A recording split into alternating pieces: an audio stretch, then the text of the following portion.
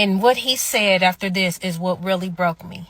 He said, you know, it's like when I came home the last time, I was in my family's event. It was nothing but chaos. He said the women, they in house shoes and bonnets, you know, they ghetto acting. He said, and I love them, but I don't love it. And he said, being with my white fiance, he said, it's like if you're in a crowded room and you're surrounded by chaos and just everything is just chaotic and noisy and loud and disruptive, and you take some headphones and you put the headphones on. He said, that's what my fiance is to me and her white family, and they are my peace. He said, and then black women, they are the noise. Gentlemen, let's broaden our minds. Hey, sis. Meet me on the porch. At this point, I need everybody to meet me on the porch. I need the black women, I need the white women, and I need the black men. This is some seriously real shit that I am utterly disturbed by, and I am just tired because I don't understand why there's this major attack on black women. I was in the barbershop today, and it was a young black male come in there. He might have been between that 22 to 24 age group. Very handsome, very, very handsome. So I believe he's might have just been coming back from college or graduating or whatever the case may be, because they were happy to see him when he came in.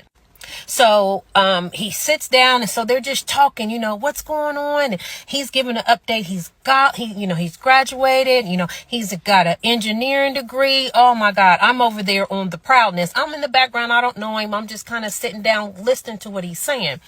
So the barber begins to get filled in on him. What's been going on, you know, this and that. He says, I'm coming back, I'm getting married. So everybody, you know, like, great. And I'm so on the side being so nosy and over there like a proud auntie. I don't even know this young man, right? The young man says, yeah, you know, I'm having a little problem. It's a lot going on because I'm marrying a white woman. And my family, you know, they're not too happy about it. The barber and everybody was like, oh, well, you know, to each his own and this, that, and the other. So the barber was just kind of speaking to him, and he said, hey, you know, where'd you meet her? And he said, oh, I met her in college. And he was like, oh, okay, because, you know, back in the day, you had all the girls. You know, what made you decide that she was the one? Like, what made you want to marry the white girl or the white woman? No, with no disrespect. So what this young man said after that is what just literally took me out the game. As a black woman, as a black mom, in general. So he says that, you know, he come from, of course, the hood and had a hard knock life, you know, just with one mom and no dad, and that same shit. Like, don't nobody I hate the fact that that is such a stereotype. You know, we hate it too. So he goes off to say that when he went to college, it was a college that was mixed, but more so of a white college. And he start, you know, meeting up with white friends, and, you know, they introduced him to another whole world that he didn't know existed, you know. And the young girl, she became a friend and then introduced him to their family. And when he goes over there, you know, they're all married. The parents is married, and they have a really good home, and they do things together and they communicate. It's just a good energy, a good vibe. And this man said, I never knew this side of life. Damn right. And then you see a lot of these guys don't date within their race because they've seen, heard, witnessed all this evil and atrocities and dissension and backbiting and all the stuff that's been happening within their own household, that they don't want it when they move away from that. He ain't lying.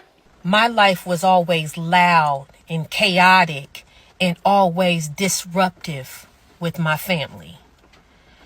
So the young man said, you know, he would go over there and they would go on vacations. They would have Sunday dinners. You know, when they had cookouts, there was no fussing, no fight, no arguing. It was just all love and vacations. I was thrown at what this young man was saying in regards to what he seen and what he witnessed being with this young lady and this new side of life. And so he said that, when he seen it, he started thinking about all of the chaos that his life was. It was always baby mama drama and fussing and fighting, and they'll get together as a family and it'll be a fight, and the drunk uncles, the drunk mamas, he was like, my aunt and uncles, they all on welfare and always scheming and always fussing and fighting, cussing, trying to hook up with this dude and that dude. And it's just all these black women, just all that seemed like that's all I was raised up under. That's all I seen. That's all I know. And then I get to the white woman and it's different.